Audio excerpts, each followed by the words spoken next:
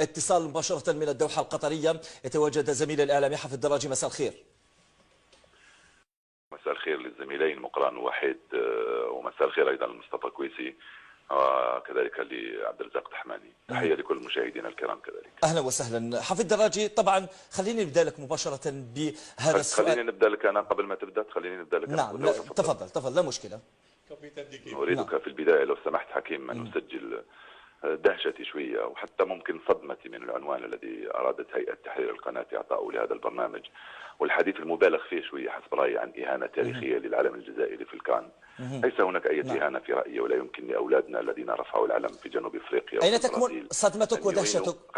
صدمتك ودهشتك اين تكمن حفيظ دراجي؟ نعم نعم تفضل. لا يمكن لهؤلاء الاولاد اللي رفعوا العلم في جنوب افريقيا وفي البرازيل ان يهينوا العلم او يهينوا الوطن، ولا يمكن ان نتهمهم هذا الاتهام الخطير. هو مجرد اخفاق كروي عنده اسباب فنيه. نحن لم نخسر حرب، ولا يمكن لخساره في مباراه كره القدم ان تفقدنا اعصابنا وتقودنا الى التهويل وتفعل بنا كل هذا. واجبنا المهني يا حكيم والاخلاقي يفرض علينا الابتعاد عن التهويل والتحلي بالموضوعيه والواقعيه عند الحديث عن الكره وعن اولادنا. نعم جميل جدا. حتى ما شئنا عن الكره وعن اولادنا، ولكن ليس بهذا الشكل. تسمحوا لي ان اعطيك شكرا جزيلا. طبعا تسمحوا لي ان اعطيك سؤال. تفضل. شكرا جزيلا يزيد فضلك. هل السؤال هذا التضخيم اللي تتحدث عنه على أنه تضخيم وشعاد الإقصاء من المنتخب الجزائري، تعرف أنه الحجم النكسة في الجزائر والإهانة اللي أصابتهم والصعب أنه يقدروا يتقبلوها، لأنه كان منتخب يفرحوا به، الآن صعب جدا يحسوا بذاك الفرحة الكبيرة اللي كانوا ينتظروا منها. هل لهذه الدرجة أصبح منتخب والشعب الجزائري لما يجيه أمر صعب جدا تجيه أمر عادي بالنسبة لك، هو أنه ليست إهانة لهذا الشعب؟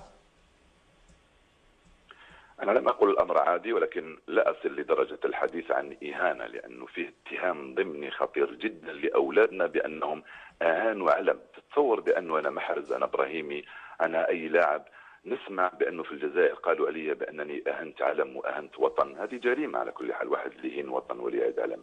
المناصرين والمشجعين المناصرين والمشجعين من حقهم أن يقولوا أي شيء، لأنه هو مناصر ومشجع يتكلم بقلبه بمشاعره بعواطفه، والمنتخب هذا نفخناه وجعلناه لماذا نحصرها في الدرجة؟ هو رمز للوطن. سأتركك التحدث طبعا لذلك نحن ندفع ثمن هذا الذي فعل. لك كل الحديث طبعا، سيكون لك كل الحديث. لماذا نحصر فقط حصرت حفيظ دراجي عفوا في أنه الإهانة فقط أنه اللاعبين فقط؟ لماذا لا نقول مثلا رئيس اتحادية؟ لماذا نقول المكتب الفيدرالي؟ لماذا نقول كل المنظومة الكروية اللي سيرها طبعا اللي من الوزارة إلى رئيس اتحادية هي اللي أهانت هذا الجزائر؟ لأنه العنوان لا يقول مباشرة أنه اللاعبين أهانوا الجزائر. بشكل عام ما حدث في الغابون والوعود الكبيرة لرئيس الاتحادية أنه سنجيب لكم كأس إفريقيا، مغادرته لفرنسا في عز الفترة تاع كأس إفريقيا خلات ربما الشعب يحس بنوع من الإهانة لهذا الشعب مسكين. لا